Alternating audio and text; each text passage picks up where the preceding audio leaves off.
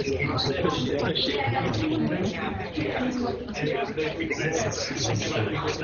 so I'm going to talk to you about the pilot study that we worked on in Cardiff and Vale. I think your programme says it's the Cardiff and Vale project. Stop a Stroke's the name of the project, and as you can see, it's got a little bit of support from Welsh Government.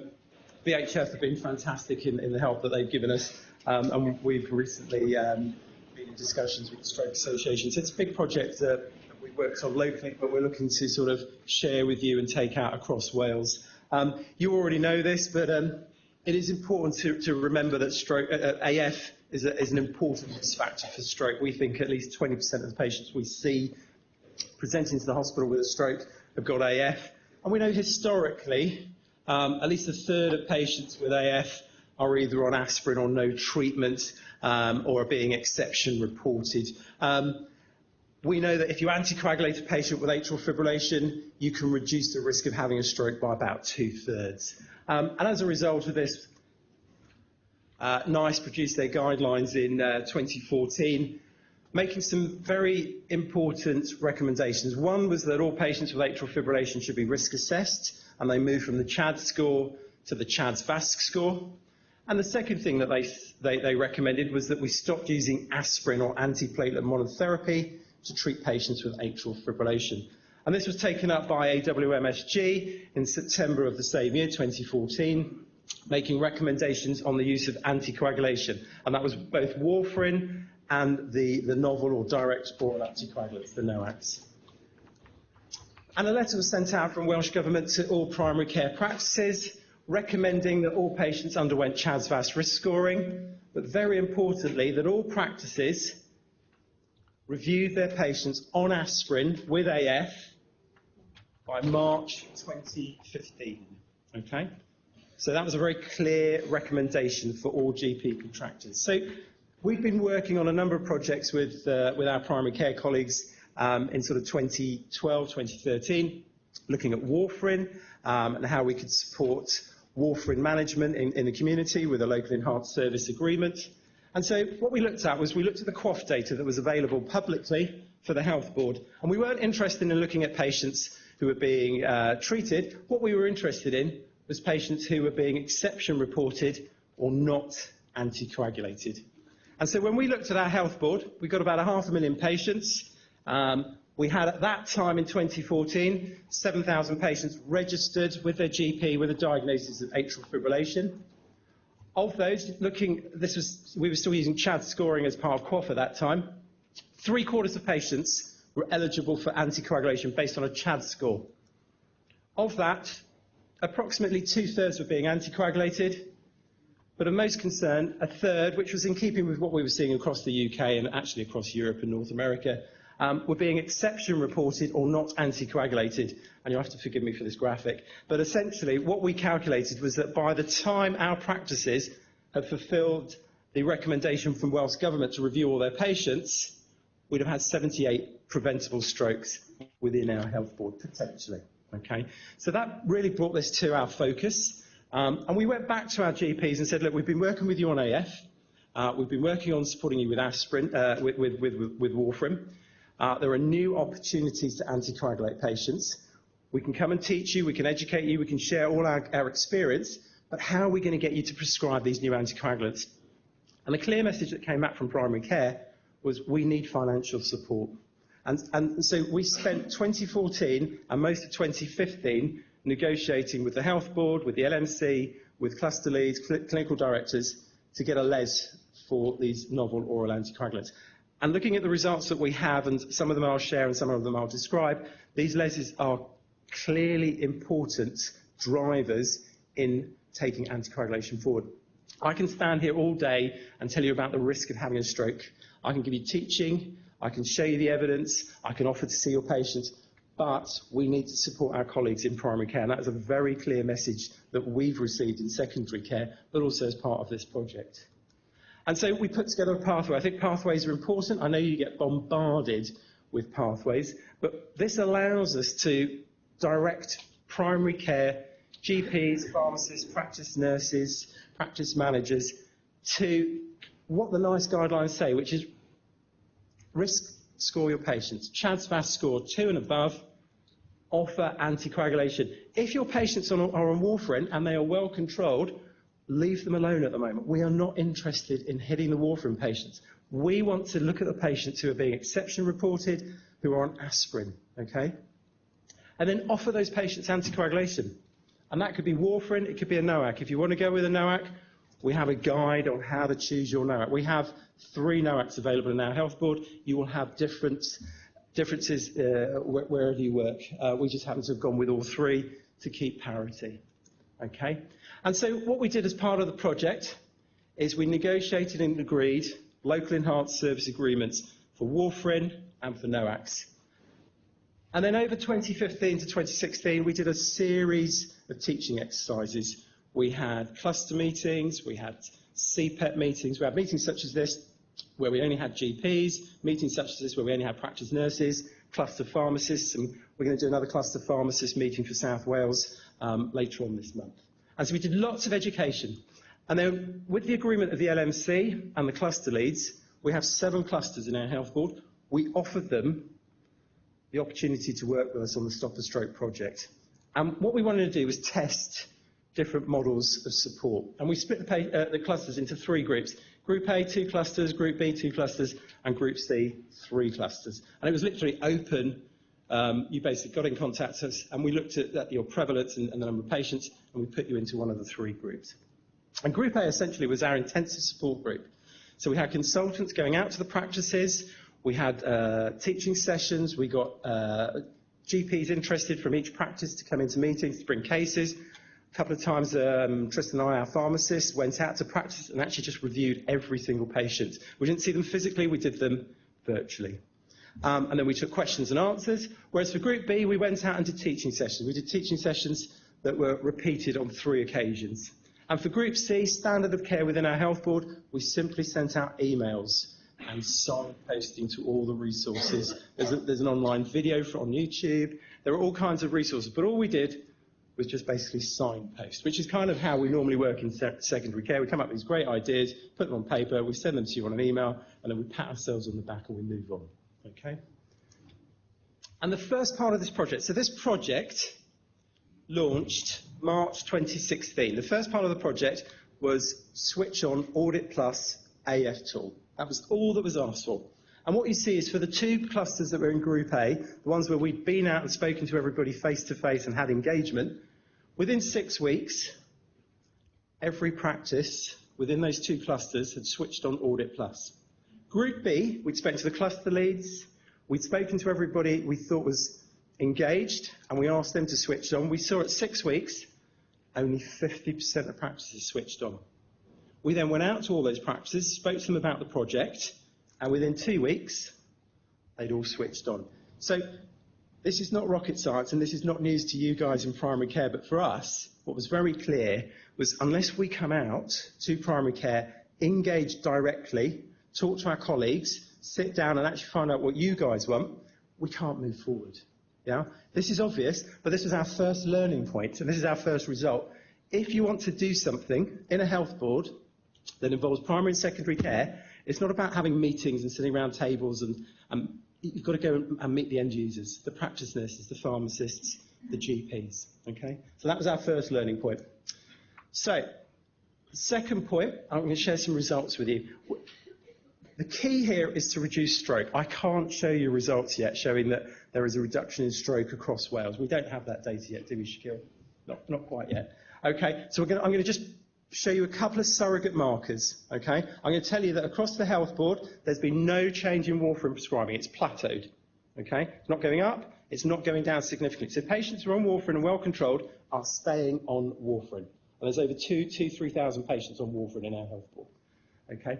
So, this is Group A, intensive support, this is Group B. These are practices that are engaged to work with us. There is a LES to prescribe a NOAC. And what you see is with intensive support, that is the effect you have on prescribing. Okay? So these guys will prescribe, but this is what happens when you support. So that was interesting for us to see. But what was more interesting was what effect do we have on antiplatelet monotherapy? Okay? If we support practices intensely, it is still difficult to stop a drug that's been started, particularly if it's been started in secondary care 20 years ago. But if we don't support you, it is very difficult to get primary care to look at a patient that's seen a cardiologist who's put them on aspirin and left them on aspirin for a decade, to suddenly say, well, this chap came to our meeting and said you should stop aspirin. So support, and we're seeing that across our health board. We've got some more data coming in this week. We see very clearly that if you want to stop aspirin or antiplatelet monotherapy, you need to have direct engagement with secondary care specialists, stroke physicians, cardiologists, lead pharmacists. So that's another learning point for us.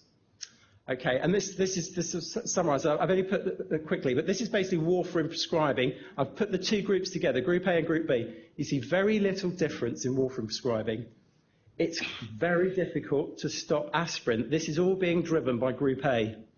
And actually, if this line was to extend, what you see is that NICE guidelines come out about here. NOACs are all licensed and NICE approved. We see nothing until we get a LES. And then we see the LES and we see NOAC prescribing going up, irrespective of whether or not you're in Group A, Group B, or Group C, which is our standard of care group. So, phase 2 of the project. We were going out and sharing our practice with a lot of local teams. We presented some stuff at some national meetings. We were getting people from the west of England approaching us and saying, can we have some of your resources? So we put together a small website, which was okay, but the problem is you had to be in Cardiff and Vale to access it, so that didn't really help. So what we'd like to do today is share with you this new website, which we're launching today, and you can access at www.stopastroke.co.uk, and this will be the new national website for both patients and healthcare professionals. You each have your own health board there. Until people come and engage with us, you will only be able to access Cardiff and Vale data, but you can all access our resources from Cardiff and Vale, okay? And so if you do click on the Cardiff and Vale button, you'll get a page that looks very much like this. And what we found over the past year is that there were very common questions that GPs were asking us. 3 minutes, yeah, no problem. And so what we have is an FAQ for you, okay? Common questions. What's valvular AF? What's the difference between non-valvular AF? What should I do with a patient who's got renal failure? What should I do with a patient who weighs over 120 kilos? What should I do with a patient who's got cognitive impairments? What should I do with a patient who's falling, thrombocytopenia, etc.? These are common questions that we were coming up with again and again and again. And so we now have a resource which you can access, download, print, and use as a point of reference. So that was the first thing. The second thing that we've been using is e-advice. If you want to refer a patient to me, after you've seen the patient, it takes a week for that referral to reach me, then it goes somewhere into a black hole, and then about 12 weeks later, the patient appears in my clinic, okay? So we're looking at 3 months to come and see me in clinic. If you ping me a question through electronic advice in our health board, okay, you sign in, you get a template, Stop a Stroke. It reminds you to look at the FAQs, okay, so that we're sort of trying to get you to sort of act and look at these things yourself. And then you can ask us a question. So this is an example. This is a question that came in at 9:25. I just happened to be logged on at the time. This is not our normal time. 9:36, a response to that GP about how to manage that patient. As soon as that response was filed, it gets uploaded into the clinical portal, and it's available on the Welsh Clinical Portal server. It becomes a record of that consultation. And that GP now has a secondary care opinion on how to manage that patient. You don't have to wait 12 weeks. You have to wait about 12 minutes if you catch me on a Monday morning at the right time. Okay? All right. Okay. But I think you've already mentioned this earlier. We thought this was a plan to take to GPs, and we actually thought we were going to get practice nurses to run with it. But you know what we've actually found is actually cluster pharmacists have been running this for us because they're doing medication reviews. They're doing AF reviews. So I think that this is another reason why we've got this cluster pharmacist meeting arranged later in the month for South Wales. I think pharmacists have the time. They can run with protocols. I think practice nurses can as well. And so I'm very keen to talk to anybody here who'd like to know what sort of teaching we've done with pharmacists and practice nurses. Very quickly, if you go on the website, there's a little bit of background on the project. There's some patient information. There's links to British Heart Foundation. We will have some patient stories. I know we've got a patient story coming soon. We're very very keen to engage with Stroke Association and patients. But if you click on the National Resource button, what you will get is access and some guidance on the audit tool that we've just touched on. And the audit tool that we're using across Wales is Audit Plus. So if you go to your Audit Plus page, you will see an icon for Stop a Stroke. One more slide. Well, you click on Stop a Stroke, and what you will get is a dashboard for your practice. And that will tell you how many patients you've got with AF, what they're on, warfarin, NOAC, antiplatelet, or no treatment. It will then tell you if they've been reviewed in the past 12 months and how many patients you need to review in the next 12 months. If your patients are on a NOAC in our health board, they need to be reviewed annually to qualify for an annual LES payment. Okay? And this is your QOF indicators in primary care. There are two QOF indicators, 0.6 and 0.7. That has to be 90% or higher, and that is patients have had a CHA2DS2-VASc score done. And this has to be 70% or higher, and it is that patients with a CHA2DS2-VASc score of 2 or above are anticoagulated. It also gives you the prevalence within your practice of patients with atrial fibrillation. National average, 1.5%. This practice in North Cardiff, 2.3%. So they've got a higher prevalence than nationally, but they're also hitting their QOF target. Okay, so that's me done. Okay, so thank you very much for the invitation.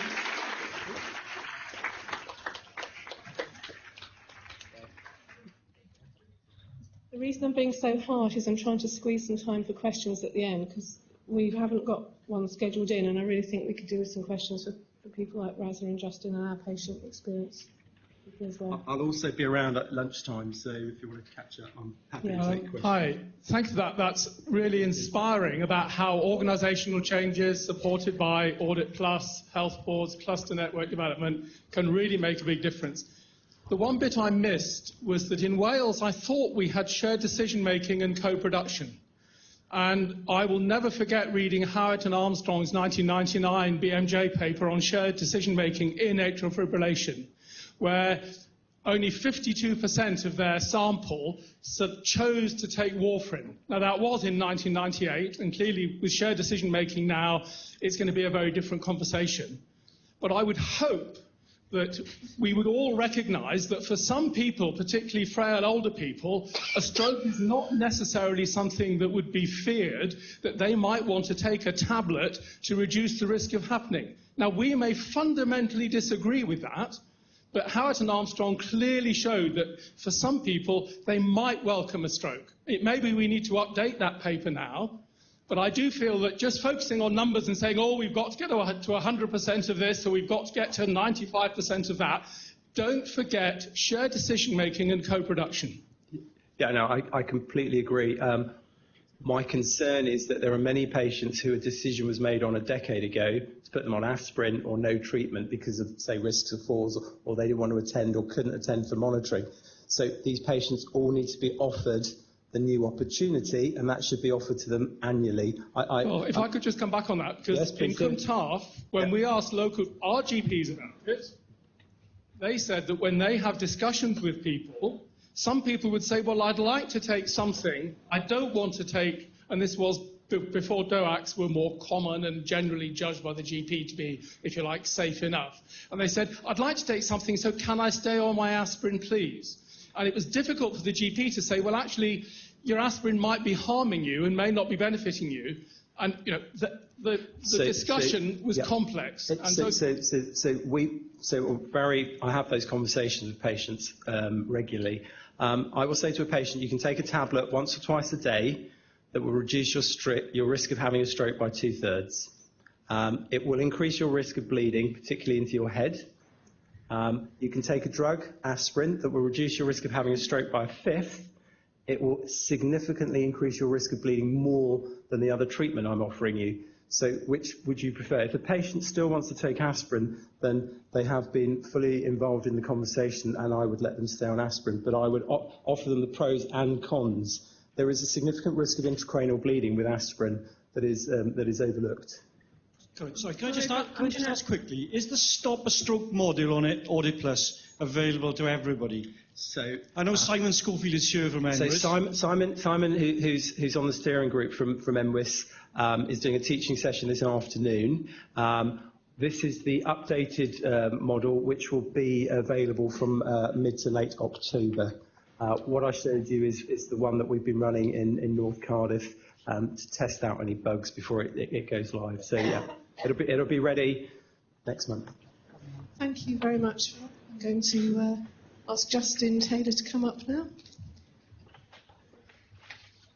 And Justin's lead consultant cardiologist for CUMTAF, and he's going to talk to us about his AF palpitation project. Thank you.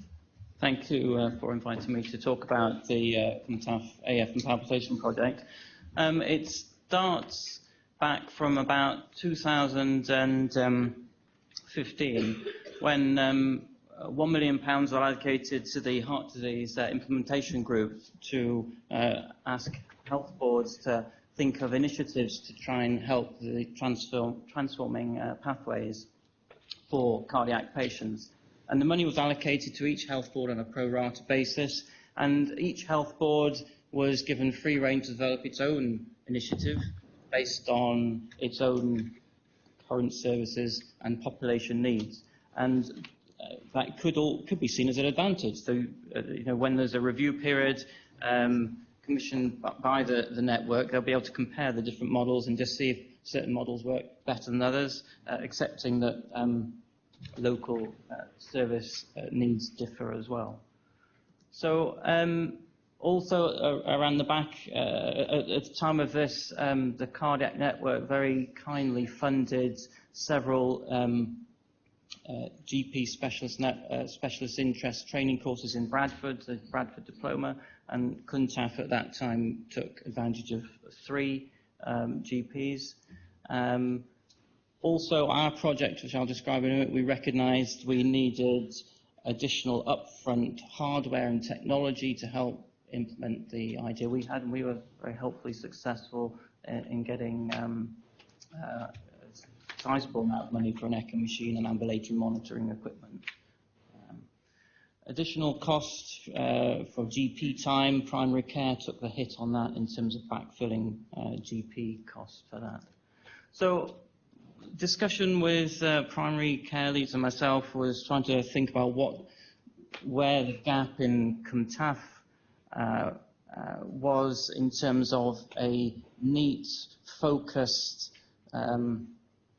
service which we could offer, which wasn't really just trying to replicate current secondary care services or just do the same but in a bigger capacity.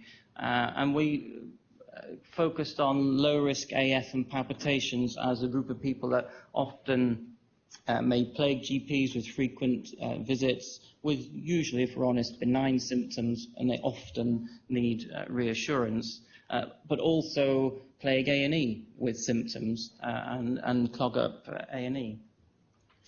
And we wanted to be a short waiting time, to be seen, to try and close the door on their symptoms and reassurance, because again, if they're referred to secondary care, the moment you'll wait 9 months plus to see me in secondary care, so that's 9 months of time bothering the GP or 9 months time pitching up in A&E, well, if we can close this down and give them prompt reassurance, the idea hopefully then is that they will reduce everyone's workload.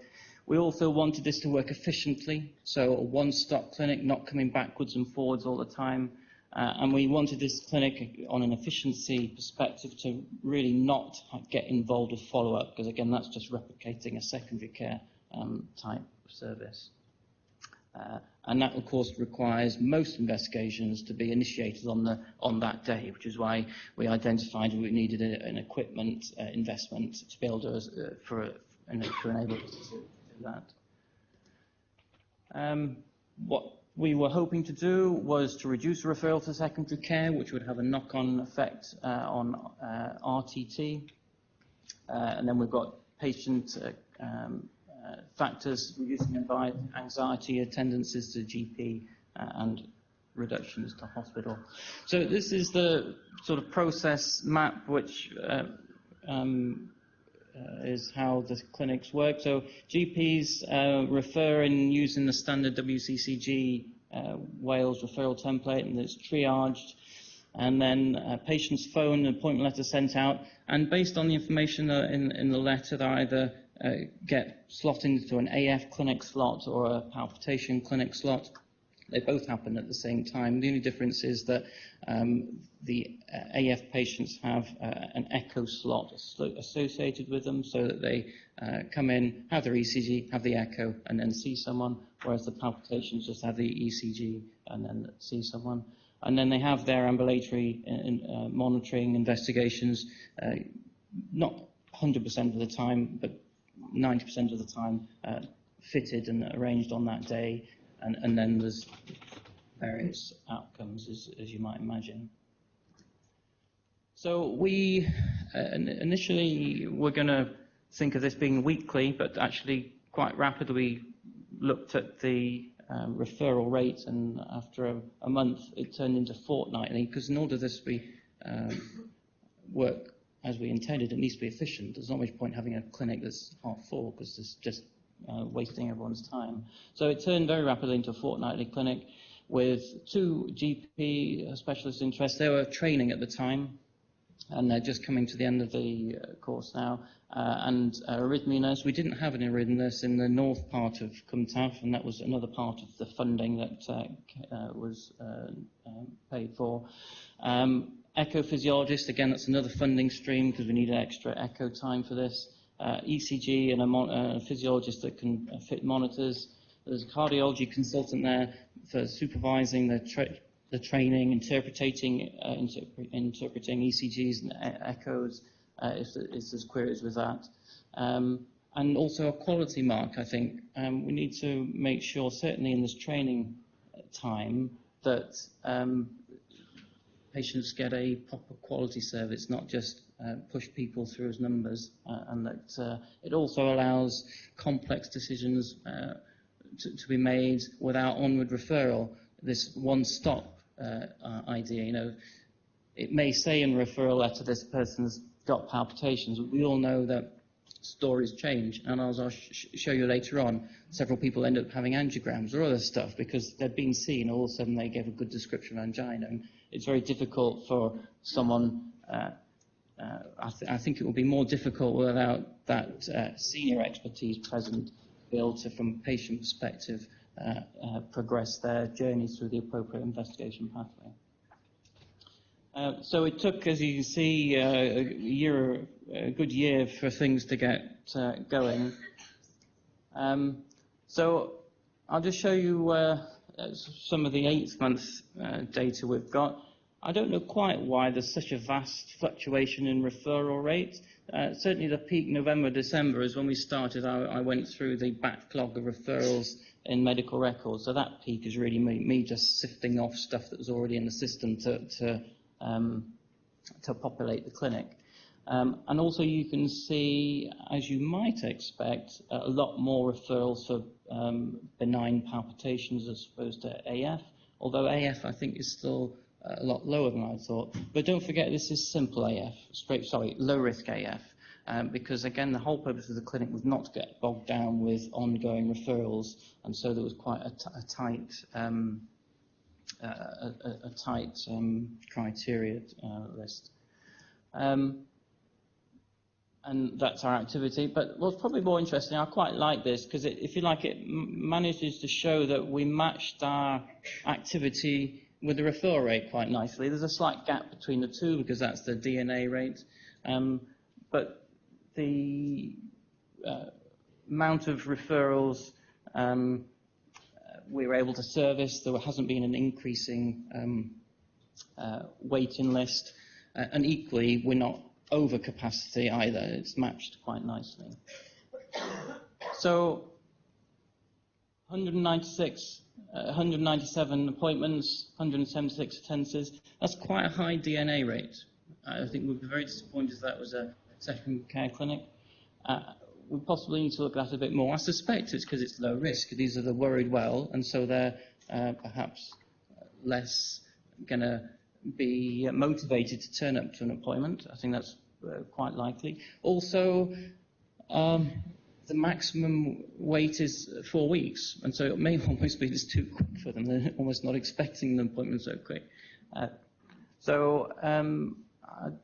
was surprised by that, but maybe we shouldn't be. Of course, everyone has an ECG. A sizable portion have an echo. I have to say we may have been a little zealous about that to start with. I think the proportion of people having echo is going down. And as you can see, most people have an ambulatory monitor. And of that, 100 people had an event monitor, and about 30 people had 24-hour ECG. So again, in terms of benign palpitations, that would fit. Most people need an event monitor rather than a 24-hour ECG. So in terms of outcomes, so there wasn't a single person that came back for a follow-up appointment in the community clinic, which is what we intended. But other things were picked up, as I alluded to earlier, and that's not surprising, is it? So 4 people have been referred on to secondary care for long-term rhythm monitoring issues. I'm afraid I lost a piece of paper with the valve monitoring, but off the top of my head, it was about 10 or so we found minor valve things, but most of those, apart from 2, have been referred on to the physiologist-led valve surveillance clinic. 2 have been referred to UHW. One was for a young lady with a paroxysmal atrial tachycardia, and one was with an SVT, which a GP had already tried verapamil, but wasn't settling on. And then there were a few people that gave stories that would require investigation for possible coronary disease. In fact, all of those have turned out to be minor coronary disease on the CT and the angiogram, and negative on the DSE.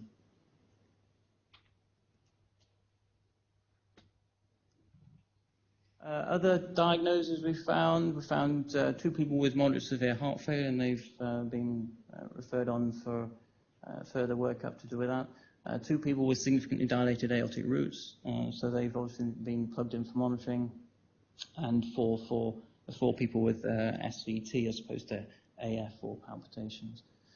So other things we wanted to look at, readmissions to A&E afterwards. So, and I mean A&E with symptoms related to palpitations, not just A&E because you've fallen over and stuff. So 3 people came to A&E, but no one's been formally referred back to secondary care, which is reassuring.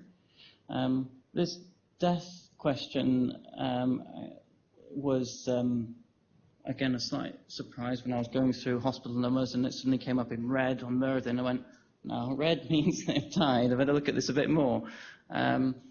So one of them, you could say, why did they bother turning up to clinic? Because the letter goes along the lines of elderly, demented lady, husband was her advocate, and they refused to have any investigation or treatment. So I'm not sure really why they decided to come to the clinic, their stance. So I don't know what she died from, but she was clearly an elderly, frail lady. The other case, I do need to get the notes. They didn't die in hospital. I might need to contact the coroner see if there's more information in the GP register. But she had a normal echo, a normal ECG, so there were certainly no high-risk markers when that person was seen in clinic. So I think there's only a couple of slides left. So we've seen 176 low-risk patients. We have achieved a rapid appointment time within 4 weeks. We have done rapid investigations, most of them done on the same day. Low rate of secondary care follow-up. Few admissions to A&E recorded. We don't, of course, have a baseline, and I think it'd be impossible to generate a baseline without going through the thousands of A&E admissions to work out how many of them had palpitations. And then what secondary care will be interesting is how much consultant time has been saved with lack of referrals to secondary care, and we've effectively saved 19 consultant sessions, which on one level might not sound that high, but actually that's 3 weeks of continuous consultant outpatient activity, which I wouldn't like to do.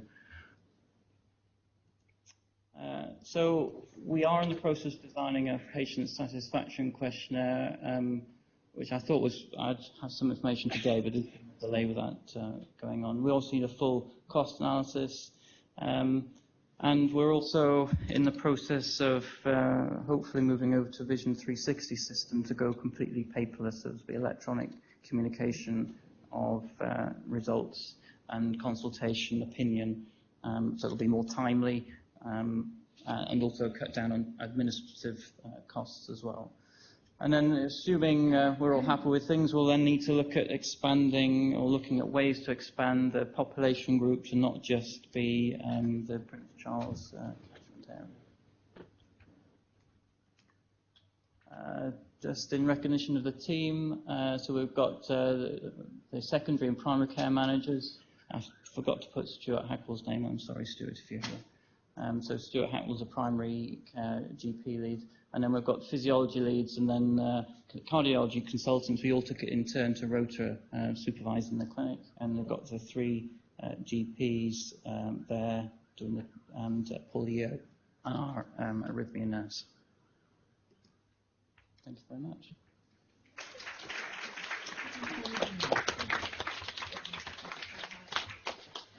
Perfectly timed. Thank you so much, Justin. I'm going to have 10 minutes questions at the end of the whole session rather than now, if that's okay, because we're going to move on to what I think is going to be a really interesting part of our programme, which is our patient elevator session. So we've got 3 patients who have got experience of cardiac conditions and treatment at the hands of the Welsh NHS, and they're going to have a 3-minute session with, I think we've got some fancy elevator pictures about to come up here, and they've got to fit in 15 years of treatment into 3 minutes, which is a bit like getting Raza to put 5 years of a project into 15 minutes.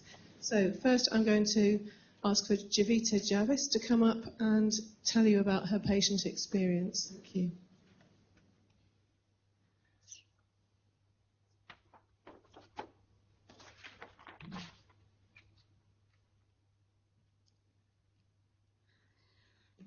Good afternoon, ladies and gentlemen. I know time is of the essence, but a brief introduction of my circumstances should help.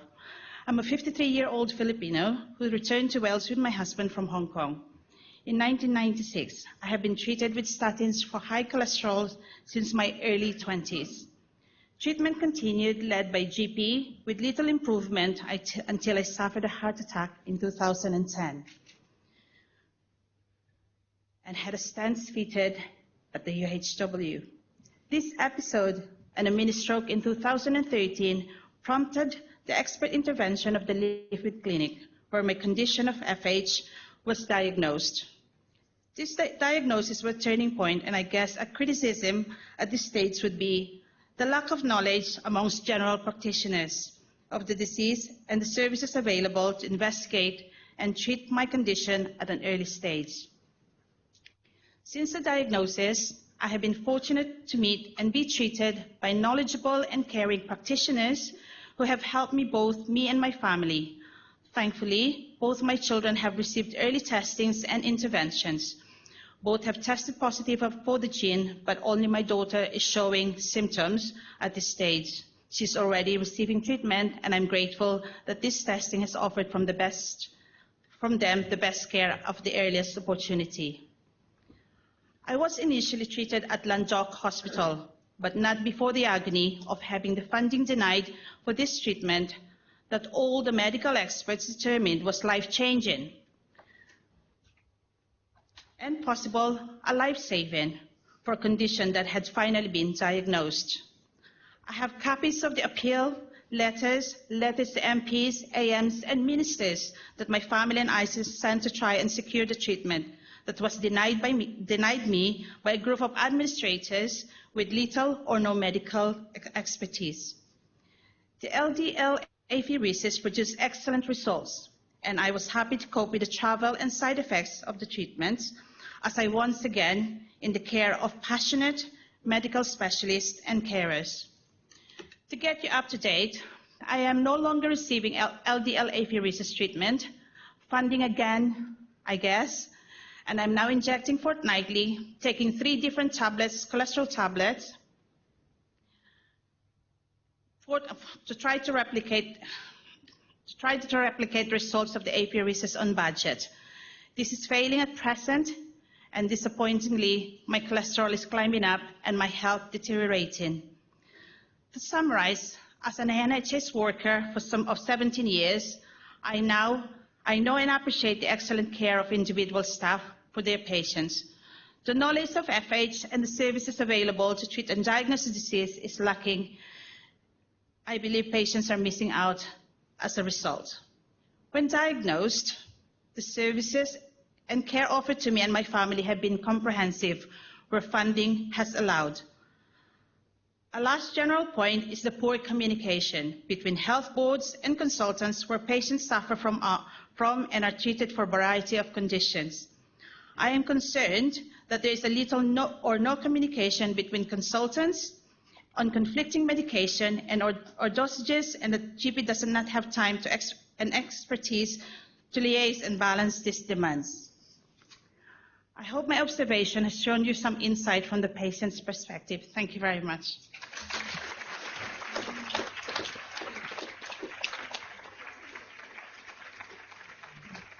I think you agree, it's really good for us to get a proper insight from the patient side of things. And I suspect some of the themes Jovita's brought up might recur. I'd like to welcome Laura Lees to the stage now, and she's going to give us, in 3 minutes, again, a snapshot of her experiences. Hi everyone. This is my biggest audience yet, so bear with me if I'm a bit nervous. My experience started in 2011 when I was 30. I was diagnosed with cardiac sarcoidosis and I had an ICD fitted. Events that led up to that were that I'm a keen runner. I was running a lot and I was getting more and more breathless, and I just ignored it. I thought I was getting unfit, a bit stubborn that I am. At the age of 30, thought, oh, nothing's wrong with me. After a couple of months and a bit of nagging by my friends, I went to my GP, who diagnosed me in that appointment with a slow heart rhythm. I did a simple test. I did step-ups on a block while he took my pulse, and he then did an ECG and said that yes, I've got a slow heart rhythm and that he would seek advice of a cardiologist. The next day then I was admitted to the Gwent, and I was in there for a week. I had every test going. They discovered on an echo that I had a scar on the node of my heart. The care I got up to that point was excellent. I couldn't fault the GP for his diagnosis. The care in the Gwent was brilliant. I had the tests that I needed as quickly as they could do them. I was then admitted to the Heath for further investigations, where I had an MRI, a heart biopsy, and a few other things. Can't even remember now, there's too many of them. Yet again, the care was really good. I was kept well informed by the doctors and the arrhythmia team. When I had my ICD fitted, the care was yet again really good. I haven't been able to fault any of my experiences with the NHS, I have to say. It's a bit cheesy, but I haven't got a bad word to say. In 2014, my defib went off, had an appropriate shock, and yet again, I went to A&E. The care was good. I was in and out within an hour. I've got remote monitoring from home, so they can download whenever they like from me. How am I doing? All right. Then in 2015, I had VT, which resulted in continuous VT, which I was admitted to hospital again. And I sat there for a week and no medication worked, so I had an ablation, and that was successful. And for 2 years now, nearly 2 years, I haven't had a heartbeat out of place, thankfully. My ICD saved me. The GP that day saved me, found out that there was something wrong. And I'm very thankful to everyone that has been looking after me over the last 6 years. I'm really well. I'm now on yearly appointments with my cardiologist. And I know if I need them, I can email them or ring them, and they will advise me over the phone rather than me having to go in to see them all the time. Because I do have 2 young children. They've been to appointments with me. The doctors have been good with them and explain what's going on as well. They've been to my pacemaker checks. They've seen how I've been plugged in, and that's helped them because it has really affected them psychologically with a mother who has got a heart condition. So thank you, everyone. Keep up the good work.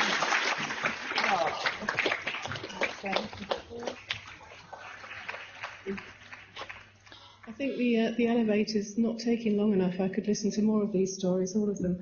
However, we've got Mr. Griffiths who's going to come and talk to us now. He actually has an LVAD in, which, as many of you know, is not something that's available in Wales, and so it'd be interesting to hear his story. Thank you. Hello there. Okay, my story starts in February 2012, sitting down watching Wales versus Ireland.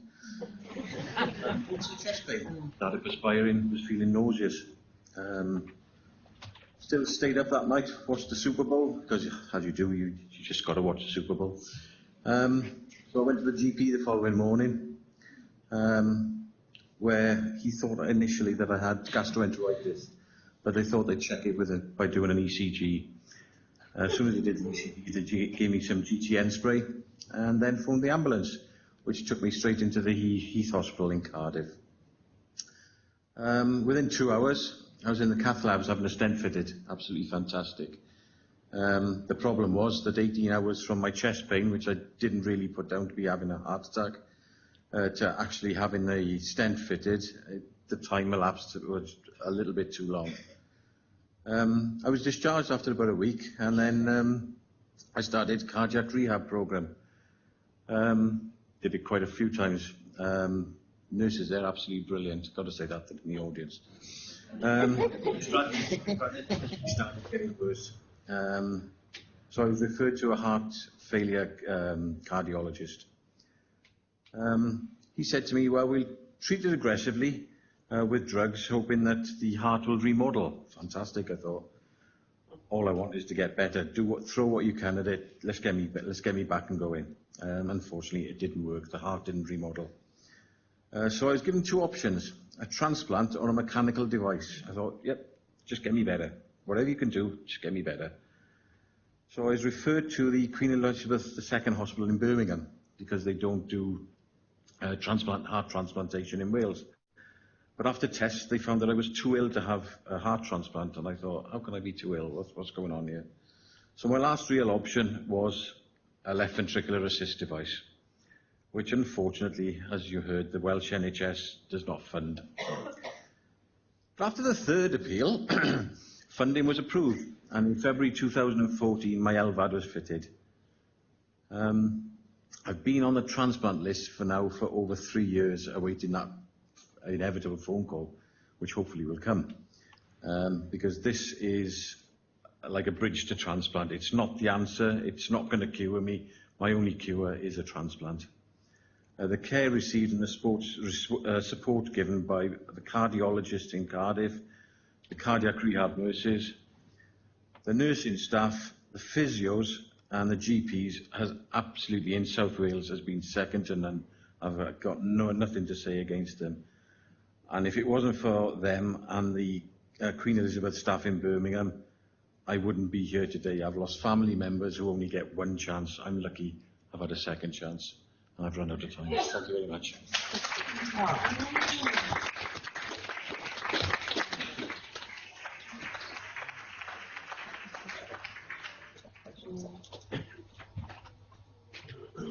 Thanks very much to all of our patients. I think we definitely need to have this session again and have some more time next time, because I think it's really useful for us to hear just how these funding decisions affect people, and to see somebody that's been affected by it, I think was very powerful. So thanks everybody for that.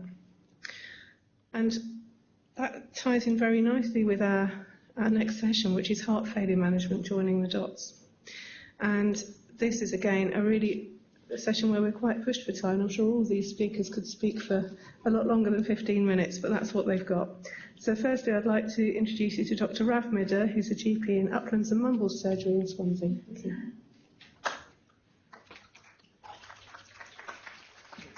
Clap before we start, not bad. Thank you, Julie, and also thank you all for still being here after a long, but I think you'll agree, a really interesting morning so far. And hopefully you're still there in North Wales. We can't tell. Thank you to the patients. It was fantastic to hear your story. I think it was particularly interesting. Now, it's the first time we've done a link to North Wales, so I thought we'd try a little experiment. Perhaps if you all stand up first of all, please.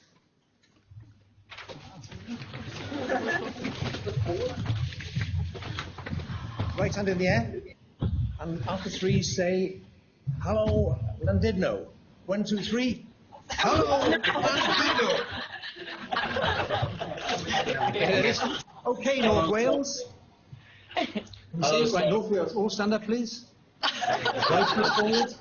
Hand in the air. And after 3, it's a hello, Swansea. 1, 2, 3. They're still there. Okay. Back to Dave. Okay, in keeping with the theme of today's meeting, this is about joining the dots. I'm going to finish with a practical talk on heart failure management. We're going to do this in three tranches, 3 parts. Hopefully, keep you interested. I'll do the first part on detection and diagnosis in primary care. My good friend and colleague, Dr. Gethin Ellis, will be talking about the treatment of chronic heart failure. And then finally, Dr. Idris Baker, who is a consultant in palliative care, will talk about heart failure at the end of life. So, who am I and why are you listening to me? Well, that's me. I'm Rav Midder. I'm a GP for the past 20 years in Swansea, an erstwhile civil engineer, but that's another story. For the past 4 years, I've been a GP with special interest, a gypsy in cardiology. There are now only 4 of us in the Abertawe-Obergrannog area, but there are 15 practitioners with special interest. They've changed the name from gypsies to pussies. I'm not quite sure which I prefer. 15 of us doing a diploma in cardiology from Bradford. We've got our final submissions in 2 weeks, so please cross your fingers. It's been a hair-raising 18 months, but hopefully we're coming to an end. So, heart failure. First of all, what is heart failure? Now, the European Society of Cardiology relaunched their guidelines last year, and this is a summary of what they defined heart failure as. It's a clinical syndrome with symptoms of breathlessness, ankle swelling, and fatigue, accompanied by signs of elevated JVP, pulmonary crackles, and peripheral edema, resulting in a reduced cardiac output. So a nice succinct definition of what heart failure is. So why are we bothered about heart failure? Well, 1 to 2% of the adult population have heart failure, rising to over 10% in the over 70-year-olds. Now, if like me, you're about 55, my chance of getting heart failure is nearly a third. If I was a woman, it's over a quarter of getting heart failure in my life. There are also numerous causes. Ischemic heart disease is a big cause, alcoholism, hypertension, arrhythmias, valve defects, cardiomyopathy, of course, amyloid, and many others. Probably best to explain about diagnosis and detection with a case history. This is Mrs. Not Slim, of the Not Slims of Mumbles. We've changed her name for obvious reason. She's a 67-year-old grandmother. She turns up to her surgery. She's a bit more breathless lately, and she tires easily. Her daughter's gone back to work, and she's now looking after her 2 grandchildren, aged 2 and 5. She quit smoking 5 years ago, after the birth of her first grandchild. It was the right thing to do. She got no cough. She got a bit of some sputum coming up. It's a bit frothy. When you ask her about any chest discomfort or pain on exertion, she has nothing. Her ankles swell. They've done so since she went through the menopause at about 51. She prefers to sleep with 2 or 3 pillows, which was down to having a bit of a stiff back and neck. And she has no PND. Examiner, of course. She's a bit overweight, probably obese. I wasn't sure how to spell this. She certainly likes a pasty, but she looks a bit tasty. She's a bit breathless even walking into her surgery. Pulse, 86, a little bit fast. You know well, so it's probably not nerves. BP is a bit elevated at 152/88. Listen to her heart sounds with your stethoscope. Sounds pretty normal. No murmurs, I can't hear anything at all. You tap her chest, always worth tapping the chest. I was once caught out once, I didn't tap the chest. Listen to the chest, hear the sounds. Did an x-ray, there was an effusion there. I missed the effusion. Always tap the chest. It looks good as well, it looks very professional when you tap in the chest. Listen to her chest, and then possibly a few crackles down in the bottom. Look at a JVP, often hard to do, but worth have a look. Sometimes you're surprised. Look, back to 45 degrees, get a head to the side. Maybe it was a bit raised. At that time, she was on the couch, so check her ankles, give them a squeeze, and she was definitely having some pitting edema to her lower shin. So your suspicions are raised. So what should we do next? Well, I think with differential diagnosis at this stage, what could this be? Before I go any further, before I rush into any sort of investigations, I think ahead, what could this be? And I guess there are three main things it could be. It could be lots of things, but three things. I think of lungs, COPD, she's an ex-smoker, cancer, ex-smoker, could be multiple Ps, she's bigger than average, could be a heart, could be heart failure, well, could be ischemic heart disease, or maybe she's just unfit. And this is the dilemma we've got. These things present, and they could be in numerous etiology. So let's do some tests, some bloods, obviously. Bloods are easy. An FBC will pick up some anemia. You do a thyroid, probably looking for hypothyroidism in her case, but she could be hyperthyroid. We do a lipids, of course, looking for an IHD risk assessment, and probably do an HbA1c, looking for diabetes, again, looking for a risk assessment. Do a UNEs, you always do UNEs, don't you? Renal function is always useful, good marker of general health. Maybe some others, we'll think about that. But that's your basic first-line bloods. I would do those. What else would I do? Chest x-rays are easy. I think we're all able to access chest x-rays on demand. Form is back within 10 days. Most people, again, have ECGs in-house, so I do an ECG. I did an ECG on this lady that day. There was a gap in my practice nurse's appointments. Spirometry, she's an ex-smoker. We get it in-house. I know some of you don't, but probably quite easily available. But I want to do an echo. I want an echo. I'm thinking heart failure. She's breathless. She's overweight. She's got pitting edema. The trouble is, certainly in Swansea, echo takes 2 months, if I'm lucky, from GP land. So what else could I do? Well, we could do an NT-proMB or a BMP test. Now, most of you will have heard of this test. Some of you have heard of it and use it. Some have heard of it and don't use it. I don't know, is it available across South Wales? Not generally. Patchy. And North Wales? I'm not sure. Yes. No, you do 2 weeks. So it's not universally available. It's quite an expensive test, although it's getting cheaper. But this is something we would certainly do. In terms of GP language, it's a rule-out test. In Swansea, you can only do it if the ECG is normal, there's no history of IHD, and the patient has a normal chest X-ray. That last requirement has been sort of rubbed out a bit, so we can do it without the chest X-ray. The main thing is, if that test is normal, if it's normal, heart failure is unlikely. So it's a really good test to do. If you think it's heart failure, your baseline tests are normal, do a BMP. If it's normal, don't waste your time getting an echo and waiting 2 months, worrying the patient and clogging up the services. But beware, BMP is reduced in the obese. Don't be quite right. It's also raised in other things. It's not a discriminator. Hypertension raises it, AF, COPD, and also renal impairment. It's now available in the hospital. Until now, hospital consultants in Swansea had to write to the GP to ask for BMP. Crazy. They can now, I think soon, they can use it from October to have a baseline level and then monitor patients with heart failure. Moving on. These are the ESC guidelines on assessment and management of heart failure. It's a bit small probably for you. Now these guidelines are free. Now they're really, really good guidelines. I only found them since I did the diploma. Google ESC guidelines, and they're there on the web, free on your desktop. They're also free on your smartphone, free app, and they're there in GP guidelines. So get those because they're fantastic. Basically, what they say is you do your history and examination, ECG, and if all are absent, all the suspicions are absent, then it's unlikely to be heart failure. ESC then say to do a BMP if one or more of those are absent. They adopt a threshold of an NT-proBNP of being greater than 125 to establish an echo. If there's an abnormal ECG, they go straight to echo. NICE guidelines are a bit more circumspect. They say if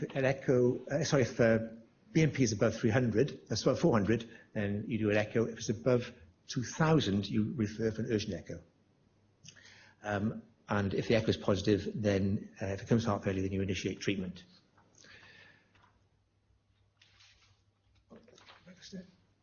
Sorry. If I go back. Okay, so you get your echo. Now, I'm not very good with echoes, and perhaps taking me back 2 months ago, I would have said baby's head, abdomen, legs. Come on. Who thought the same? I now know this is the left atrium, left ventricle, mitral valve, just the aortic valve there. And to me, the ventricle looks a little bit baggy and a bit stiff, possibly. I've just done a little bit of echo training. 2 days. Really, 2 days of echo training, and I can start thinking a bit more about echoes. But it's hard. Part of my job is to report on echoes, on echo reports. And I'm the idiot. Here's my idiot's guide to echo reports. I look to see, is the heart in sinus rhythm? The technician will tell you, in sinus rhythm or in AF. Are there any RWMAs, which took me a while to realize were regional wall motion abnormalities, suggesting there's some damage to the heart muscle? Is there LVH? Is there LV systolic dysfunction? They'll give you the ejection fraction. What are the valves doing? I look for mainly aortic stenosis and mitral regurg. The others, but they, to me, are the most important. And also, what is the right ventricular function? Cut to the summary. Now, ESC guidelines have complicated matters slightly. They have defined heart failure in 3 broad descriptors. The traditional heart failure with a reduced ejection fraction. So they report that if the ejection fraction is less than 40%, it's HFrEF. If it's between 30 and 40%, that's moderate heart failure. 20-30 severe, and if it's less than 20, that's pretty bad. They also define HFpEF, heart failure with preserved ejection fraction. So these are patients with symptoms and signs of heart failure, elevated BNP, echo abnormalities, but with a normal ejection fraction. This is the diastolic dysfunction type person. They also adopt a mid-range ejection fraction class. These are your traditional heart failure patients. These we've known about for a while. These are the grey areas. So, Mrs. Not Slim, what do we find? I mean, her bloods are pretty normal, her general bloods. Chest X-ray was clear. Her spirometry shows some mild obstruction. She's got some smoking damage going on, but only mild. Her NT-proNP was a 550. So I did an echo. The echo showed no regional wall motion abnormalities or valve abnormalities, but it did show an ejection fraction of 35%, which is moderate heart failure. So what do we do? And before I hand you over to my esteemed colleague, Gethin Ellis, what the future holds, or the present actually, this is available now. This is a handheld echocardiograph. And we use these in our training. My 2 days of echo training involved using these. There's a project locally to get, hopefully get GPs using these, as you would your stethoscope in surgery, to look for valve abnormalities and look for early signs of heart failure. This is the future, hopefully. Thank you very much.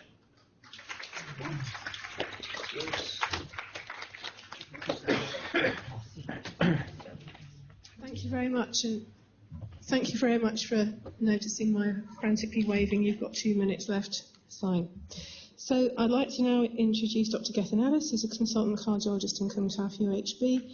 He's going to talk to us about treatment of chronic heart failure, all summed up in 15 minutes. So 15 minutes. Pnawn da, good afternoon. Hello, Gogledd Cymru, ydych chi heddiw yma. So thanks very much to the network. It's given an opportunity to talk about the treatment of heart failure. Excellent presentation by Rav to lead into this subject. So moving quickly on. So this is the cardiovascular journey that I guess we're all on at some point. Heart failure is predominantly due to coronary arterial disease. And we all see ourselves as being akin to the Simpson family, as being somewhere along this cardiovascular journey, dealing with all the risk factors that will lead to coronary events and will lead to heart failure. And as Rav said, this is a very common condition. About 30% of males have a lifetime risk of heart failure, so there's a lot of us in this room will have heart failure. The significance, the health economics significance of heart failure were recognised about 100 years ago by Sir Thomas Lewis, one of the doyens of cardiology, and from Morganstown, just outside Cardiff. He defined, or described heart failure, I should say, as the very essence of cardiovascular medicine, and his words ring very true today. So, Rav's already dealt with some of the terminology that's been introduced. I'll be focusing this presentation on heart failure with reduced ejection fraction, HFrEF. I'll be dealing with the treatment of heart failure due to LV systolic dysfunction, LVSD. Okay, doc. I think before we embark on the treatment strategies, I think it's very useful to have an understanding of the pathophysiology which underpins the development of heart failure, the heart failure syndrome caused by LV systolic dysfunction. So we have upregulation of the sympathetic nervous system, initially beneficial, but with time is deleterious and contributes to the development of heart failure. Similarly, we have activation and upregulation of the renin-angiotensin activation, renin-angiotensin-aldosterone system, reminding all of your biochemistry lectures now, aren't we? And again, initially beneficial, but then contributes significantly to the development of heart failure through angiotensin II. To some extent, counteracting those neurohormonal systems, we have the natriuretic peptide system, which leads to vasodilation and a number of other benefits which help to try and balance the deleterious effects of sympathetic activation and renin-angiotensin-aldosterone system activation. Okay, guidelines. Rav already covered the guidelines. I think a few words of warning that should come with any guidelines. Prof. John Hampton from Nottingham said once that the guidelines are for the obedience of fools and the guidance of wise men. And the great Winston Churchill said the only guidelines he believed in were the ones he wrote himself. Look, we have to bear in mind, especially with heart failure, when you've got so many comorbidities, that it's not a simple case of following guidelines. You have to tailor treatment to the individual patient. That is so important. In any case, we do have guidelines, and I firmly believe in those published in 2006, following from Winston Churchill's words. And they're still useful, I think, for just not only the actual drugs and the interventions, but how we manage things in the NHS, in the real world, and to some extent in Wales and in South Wales. Things are very different regionally. The SE guidance, readily available on the internet, very detailed, up-to-date and excellent, very thorough. And we also had the NICE guidance published in 2010, been reviewed and is still very relevant, and it's going to be updated this year.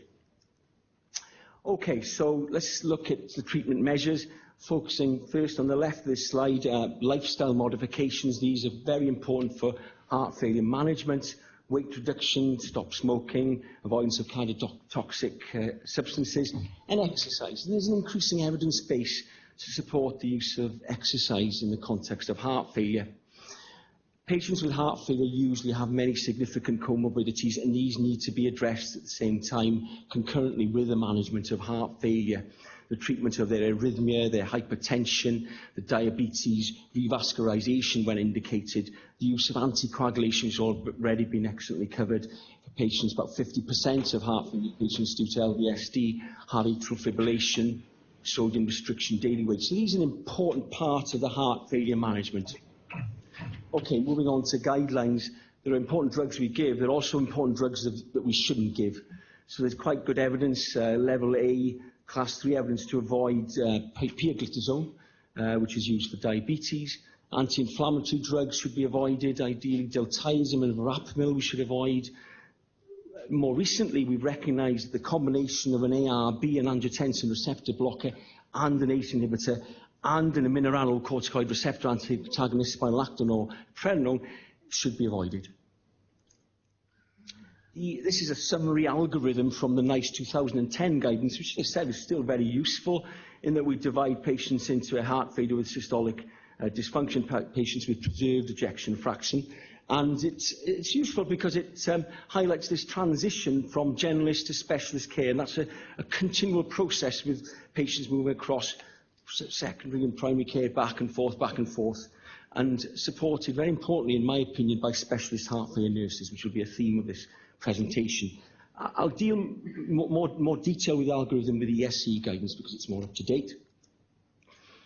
But this is an important principle that was covered in the NICE guidance, and that is the combination of drugs to affect the neurohormonal systems that are activated in heart failure. So we know that ACE inhibitors reduce one-year mortality. We know now as well, if you combine that with a beta blocker, they'll have a further stepwise incremental reduction in one-year mortality. And we know that if you add in spironolactone or pregnenolone, you have a further incremental stepwise reduction in one-year mortality. So this justifies the case for triple therapy in chronic heart failure due to LV systolic dysfunction. More recently, there are several other drugs that are now incorporated into the guidance. We've known about diuretics for a long time. We know they're useful for symptoms of patients with congestion. There never will be clear evidence about prognostic benefit for diuretics, but for patients who are overloaded, they're very useful, of course. There's a relatively new class of drugs. The first in class is called Entresto, that some of you will have come across. This is specialist initiated, and it's a drug which, as you can see from the guidance, should be considered level, so a class B level should be considered patients with heart failure who remain symptomatic on an ACE inhibitor, beta blocker, and a mineralocorticoid receptor antagonist. So you will see more of this drug being used. Ivabradine is an IF channel inhibitor, identified as being very useful for patients with angina, especially if they've got poor heart rate control. Also an increasingly recognised role in heart failure for symptomatic benefit, again, for heart rate control. These are patients in sinus rhythm, not in atrial fibrillation, that they use in addition to the other drugs that affect the neurohormonal systems. And angiotensin receptor blockers, we recognise that they're very useful replacements to ACE inhibitors, but that's it, replacements, not add-on to ACE inhibitors. Okay, so this is the summary algorithm slide of the ESC guidance from 2016, and I'll spend just a little bit of time, if I may, going through this. Patients with HFrEF, you're all familiar now with that abbreviation. Therapy with an ACE inhibitor and a beta blocker, and up titration of the doses of those drugs according to patient tolerance, which I appreciate can be challenging. Patients remain symptomatic.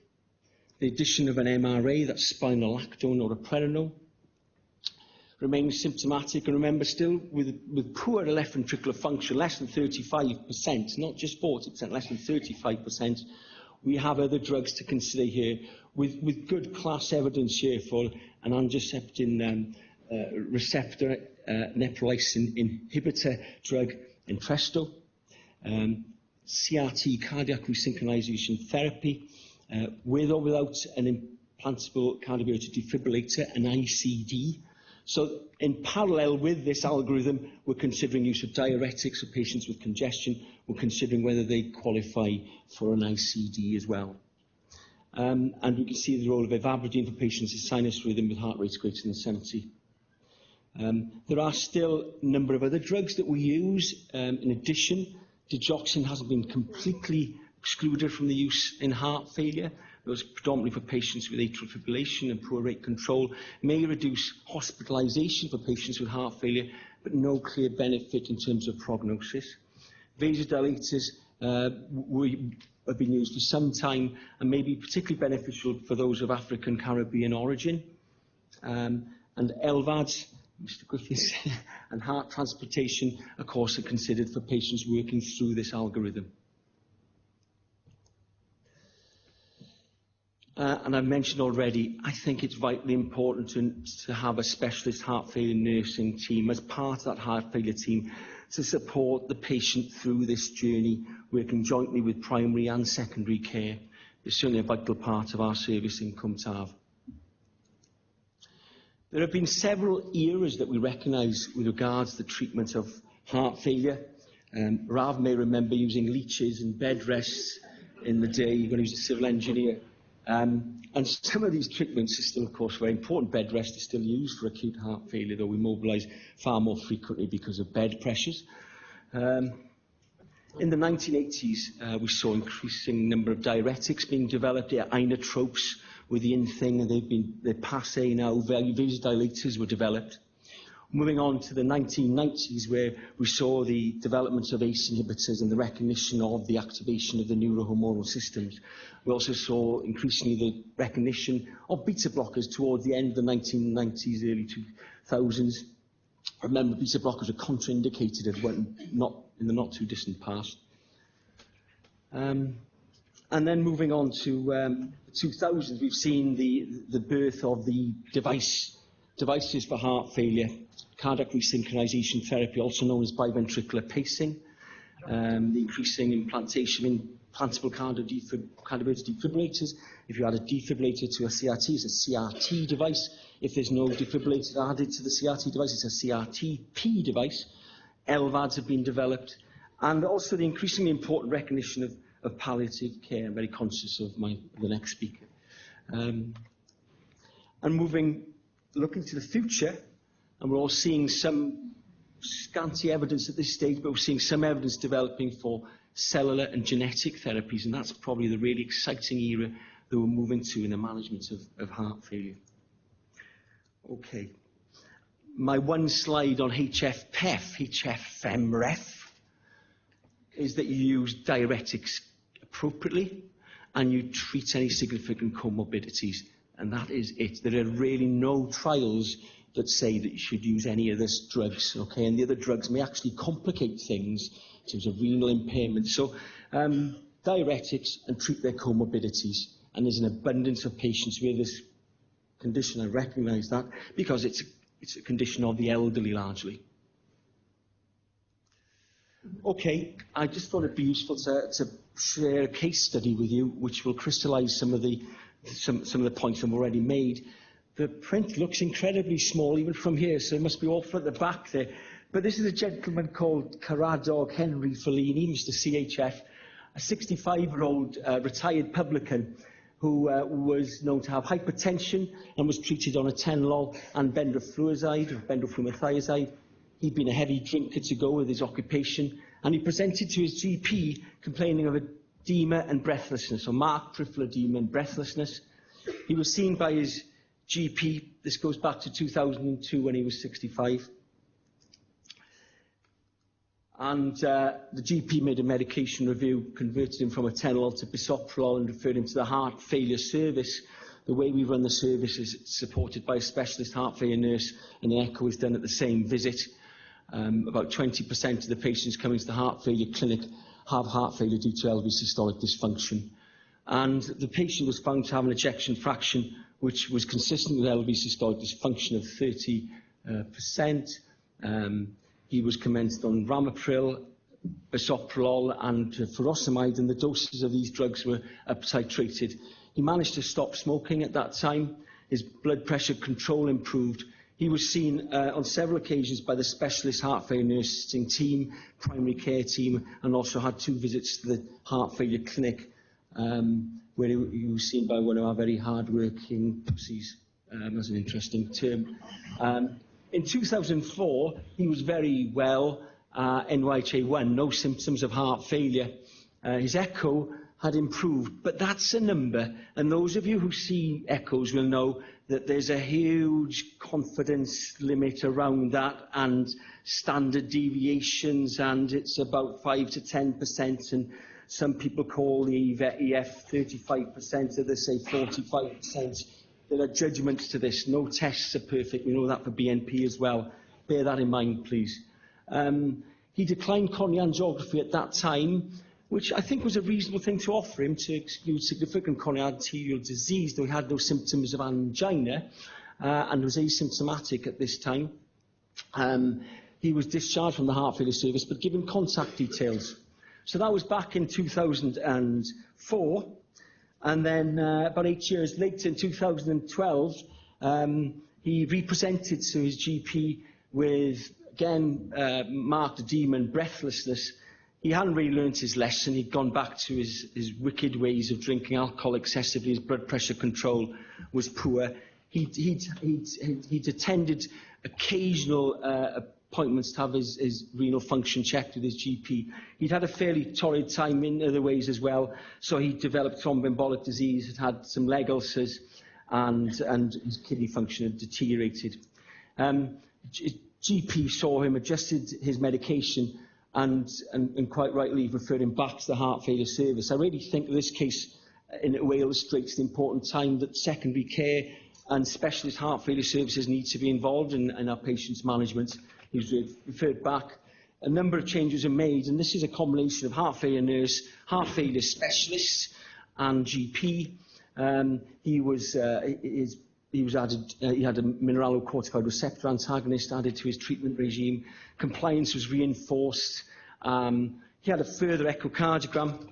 And on this occasion, he did consent to an angiogram, which showed relatively normal coronary disease. His LV ejection fraction was 20%, so very poor LV function. His kidney function is poor, as you can see. He went on to have a cardiac resynchronization therapy with a defibrillator in 2013, about a year from his representation, and has had 2 or 3 good years. In the last year, he's had several admissions, unfortunately, with a number of things, not least decompensation of heart failure, but also renal impairments, respiratory tract infections, and he's been seen regularly in the heart failure clinics. He's seen regularly in primary care, regularly in the device clinic, and we are moving to palliative care, which I guess leads on very well to the next speaker. A couple of things. Before we talk about palliative care, there are new and promising treatments around the corner. So intravenous iron, a lot of us have been using IV iron for a while in heart failure. There are several large-scale studies that are trying to define the exact role of giving iron. This is not just for anemic patients. This is for iron-deficient, low ferritin patients with heart failure, and there are several reasons to justify their use. Empagliflozin is a sodium glucose co-transporter 2 inhibitor, by all accounts, used for diabetes, and amazingly a diabetic drug that may improve cardiovascular outcomes. I can't see any diabetologists in the audience, but we'll talk about that later. Caused major uproar in the American diabetic meeting because there's a drug that improves cardiovascular outcomes and lowers your sugar. Omecamtiv mecarbil is a new in-class cardiac myosin activator. We've got a new MRA round the corner, and we've also got an aldosterone synthase inhibitor as well. So there are new promising drugs. There are several cellular and genetic drugs being developed, and I'm scared of Julie, so I'm going to finish on this slide. The key points I'd like to make: the time to involve secondary care is the importance of working together. Triple therapy for heart failure. The triple bit may be changing a little bit. You'll see Entresto being used instead of an ACE inhibitor. Okay. Device strategies have been a godsend for our patients, but clearly it gets very difficult sometimes to decide which patients should have devices. We worry in our elderly patients about quality of life, but using defibrillators for our elderly patients, we have to consider quality of death as well, and it makes it very, very challenging sometimes. Exercise, good evidence base for that, support that group massively. And again, another plug for our specialist heart failure nurses. If you've got them, use them, because they're a fantastic asset to any heart failure service. Diolch yn fawr iawn, y diwedd. Thank you very much.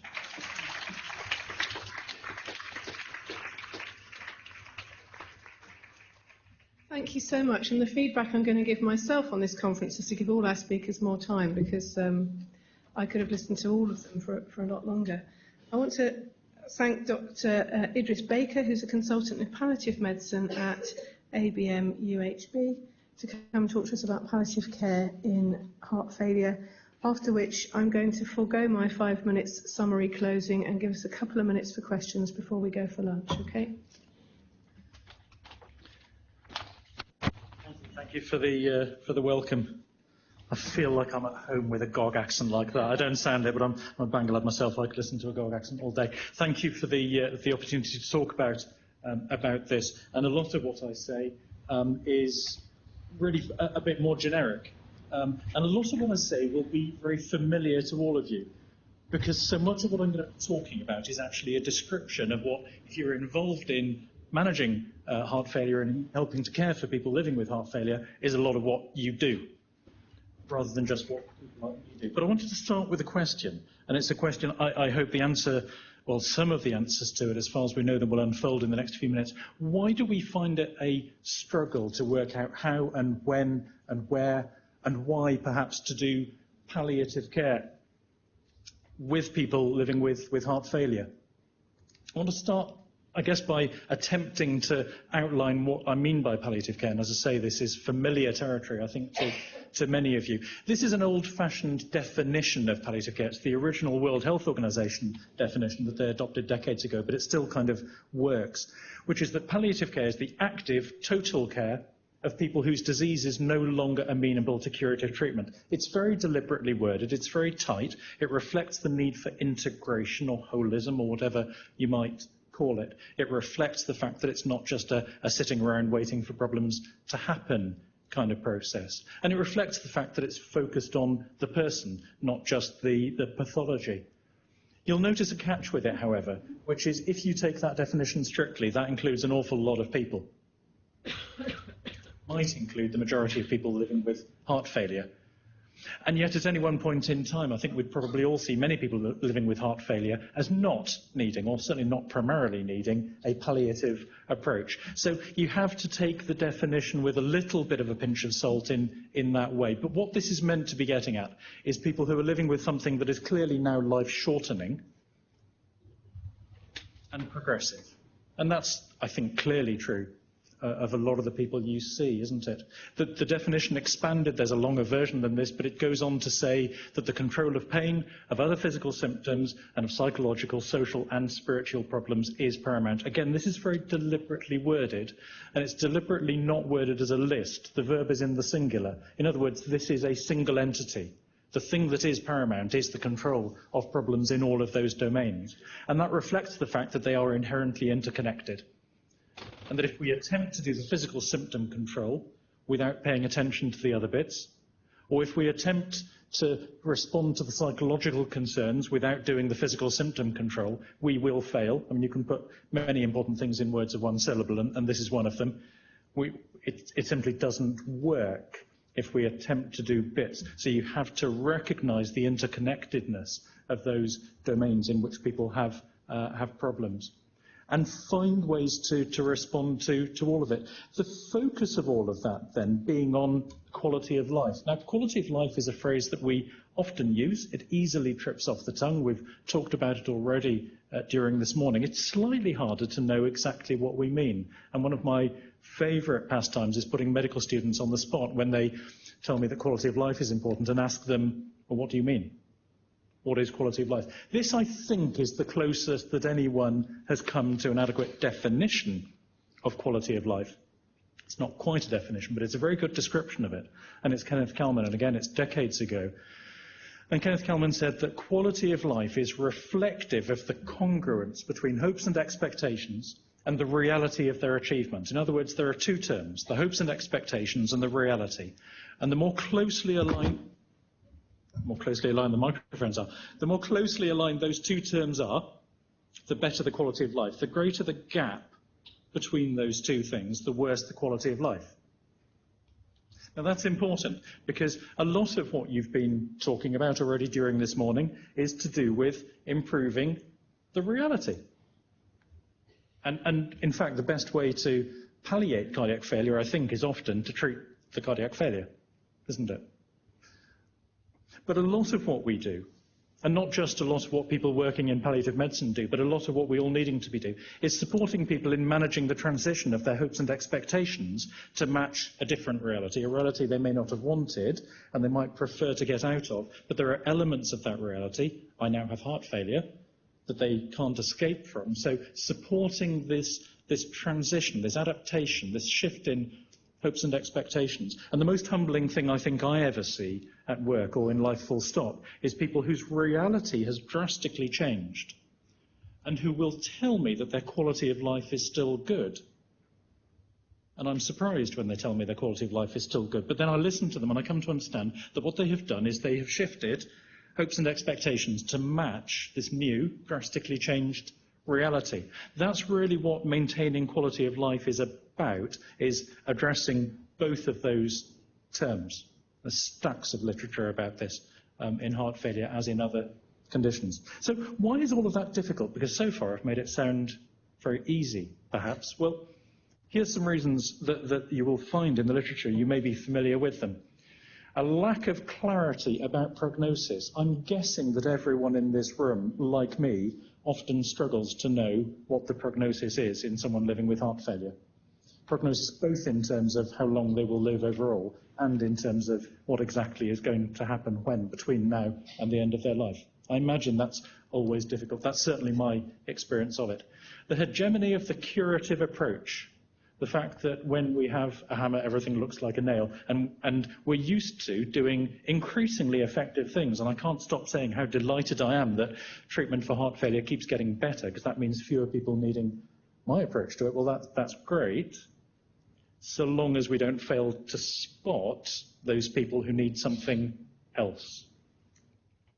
Avoiding words and the desire to cheat death. There's volumes of literature, again in heart failure as well as in other conditions, on the temptation for those of us involved professionally to find ways to beat around the bush, to find ways to use words that skirt difficult subjects rather than tackling them head on. Of course, it's not just the professionals who might have that preference. It may be that patients and families also have that preference, and so between us we collude to avoid some of the difficult things.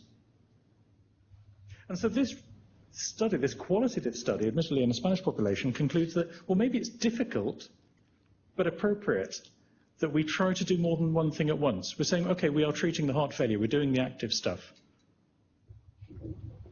But in fact, there's other things that we need to be doing alongside that. And that's a challenge. You may still come across the practice of adopting an active approach for a period of time, reaching a point to it and saying from now on the approach is palliative. Well, I'm going to tell you that's about 30 years out of date.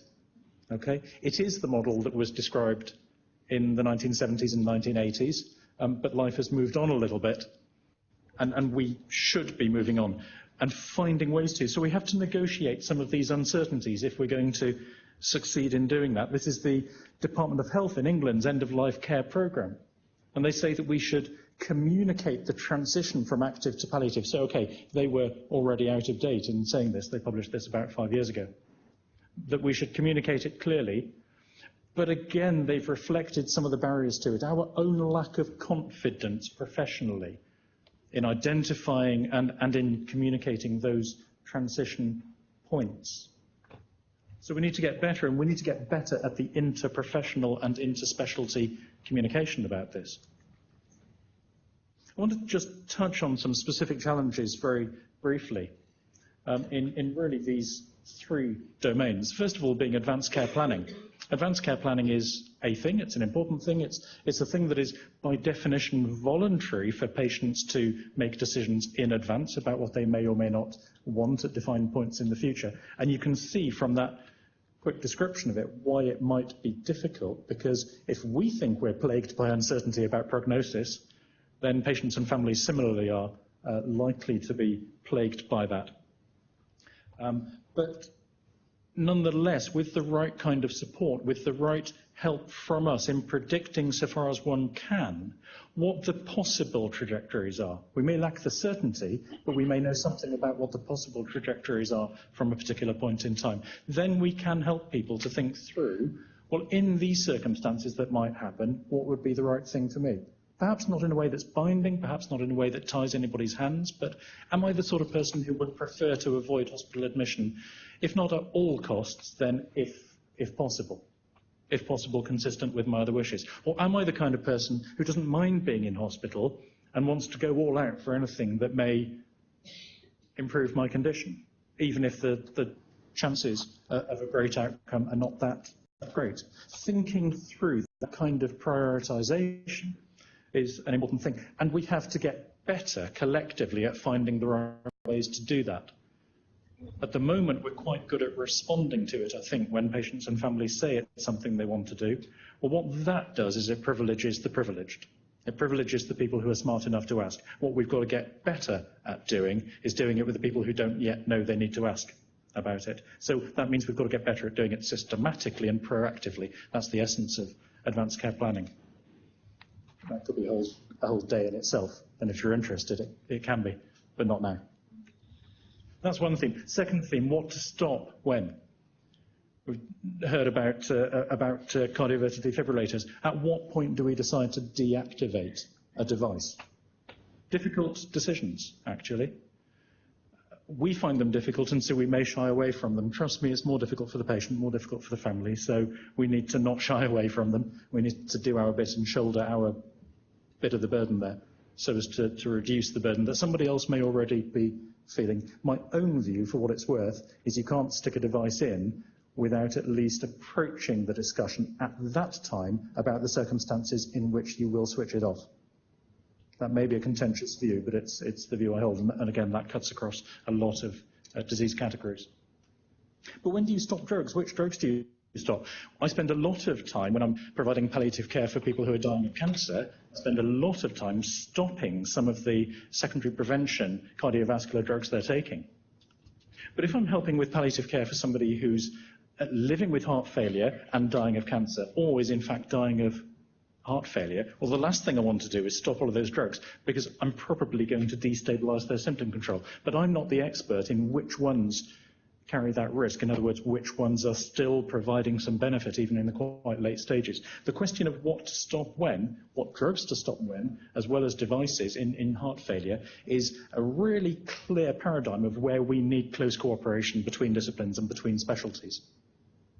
I want a cardiologist on the phone when I'm talking about this kind of thing, or I want a GP who knows the patient and knows what she's doing with heart failure on the phone, because she probably knows more than I know about what to do in this situation. And we need that kind of collaboration if we're going to get those decisions right. But we also need to talk about what to start.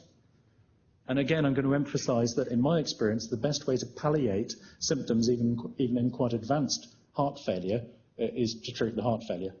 But there are other things that can help as well. Opioids help with breathlessness as well as pain. Pain is common in heart failure. I don't really understand why, but it is in people who are dying with cardiac failure. It's common, so opioids help. And what a surprise, they're safe. I'm going to say it again, opioids are safe. They're safe for the management of pain and breathlessness and cough in heart failure. Obviously, if you use them judiciously, don't use them cack-handedly. Okay, but they are safe. I'm going to use that word a few times.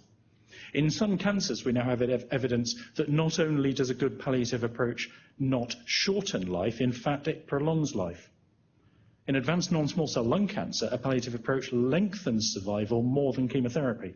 That may surprise you, but it does. We don't have that evidence in heart failure. My gut feeling is that a good palliative approach certainly maintains life, and there's no evidence that well-used symptom control measures, opioids, benzodiazepines, and so on, judiciously used in cardiac failure, no evidence that they do meaningful harm. And that's an important thing to know when it comes to doing the good palliative care.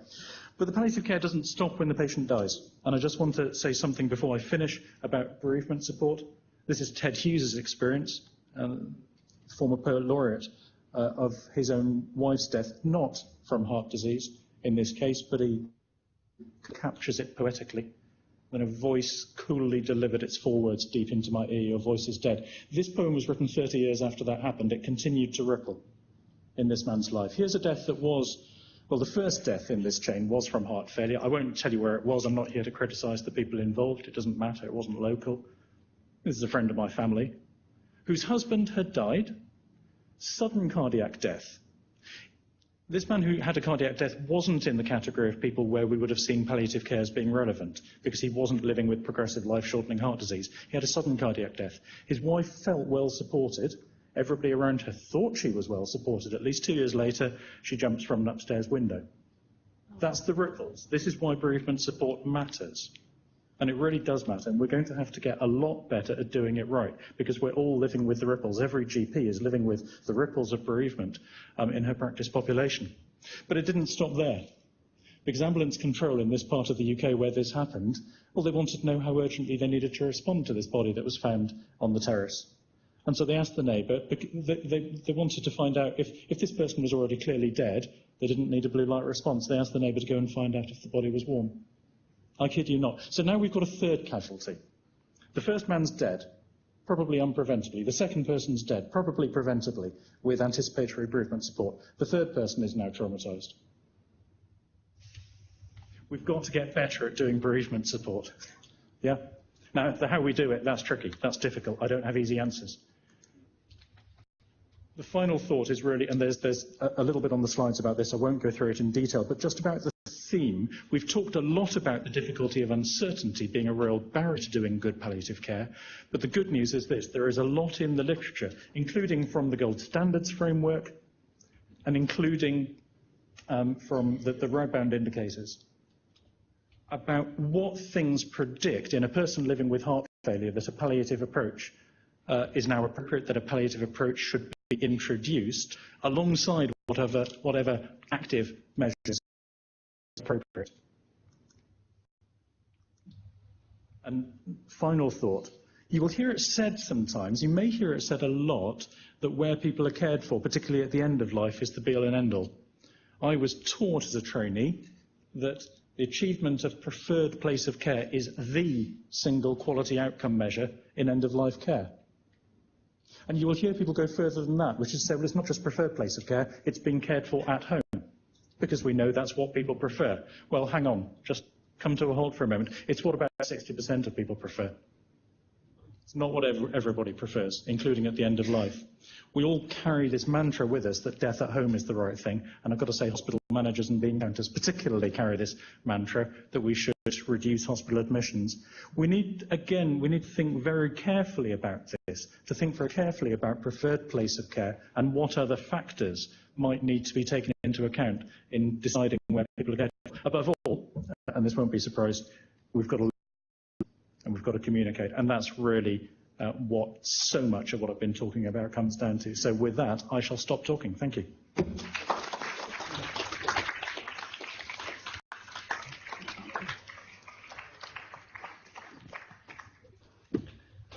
That was a brilliant second half of the morning, and thanks to all of our speakers. And I'm so sorry we didn't have more time to listen, but I can probably squeeze about 5 to 10 minutes of questions if anybody's got any questions.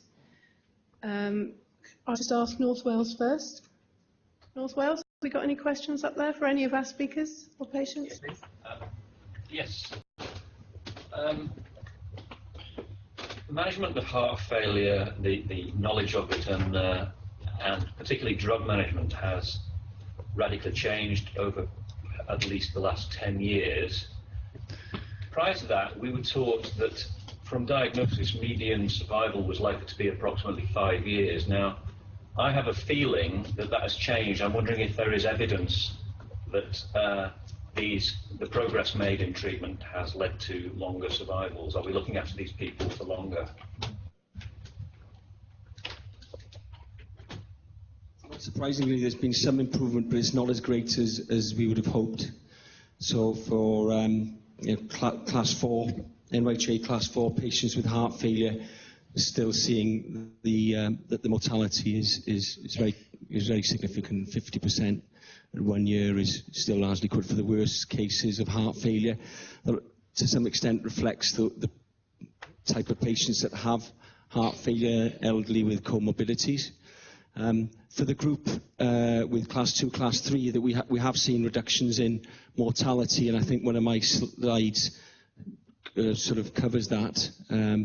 So you have seen an improvement, but I'm afraid it's still a condition with very, very significant mortality, and the improvements aren't as great as we would have hoped as yet.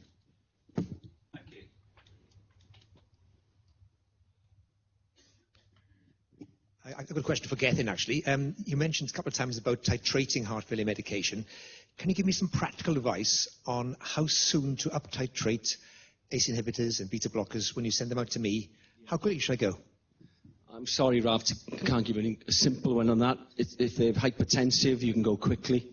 And if they're hypotensive, then you're going to go more cautiously. If they've got renal impairments, you're going to be more cautious. You've really got to individualise this. And again, this goes back to what I said earlier. This is a team approach. You've got a number of prescribers, the heart failure nurses, primary care, secondary care, and we just have to look at the individual patient and titrate cautiously.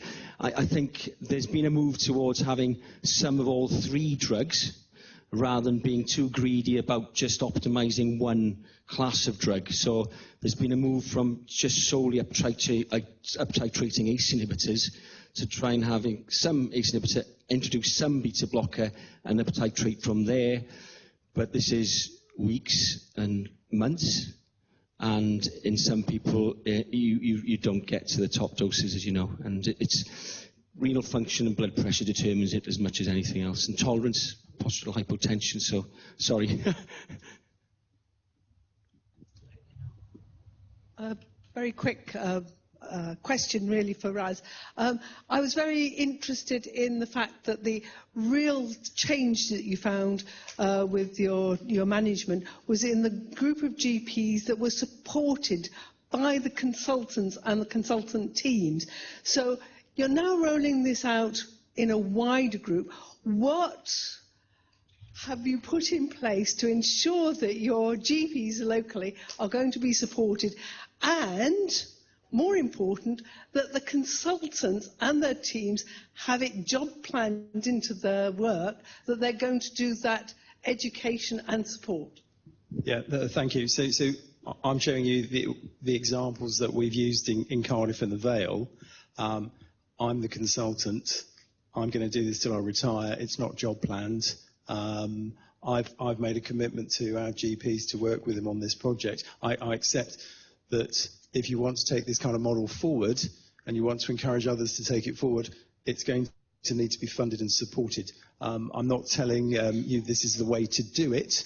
I'm just showing you how we did it in Cardiff and the Vale. What I'm sharing is our experience of the project, our resources, and our willingness to come out to any health board in Wales and share our experiences, do teaching. But what we won't be offering is electronic advice for Wales direct to me. That's only offered in my health board because I'm funded to do haemophilia in children, not AF in adults. So, okay. Well, I think we're probably all getting quite hungry, and while I can't promise that the lunch is going to conform with the dietary advice we'd give our patients, I am reassured it's going to be quite tasty. I know very little Welsh, I'm ashamed to say, and by next year I promise I will learn more, but my husband taught me amser i mynd, which I think means it's time to go, and hwyl fawr, which I think means goodbye, and diolch. Thank you very much for coming, and thanks to Drake for enabling us to actually have more of an all-Wales approach to our conference by having our link with North Wales. Have you got anything you want to add, Graham, apart from to teach me a bit more Welsh by next time? Wel, diolch yn fawr. Dyn ni'n barod am yn cinio ni fan hyn, a dyn ni'n edrych ymlaen at sesiynau grwpiau bach nes ymlaen.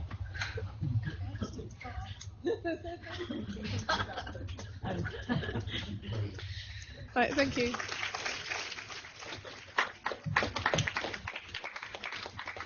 So we've got workshops starting after lunch, which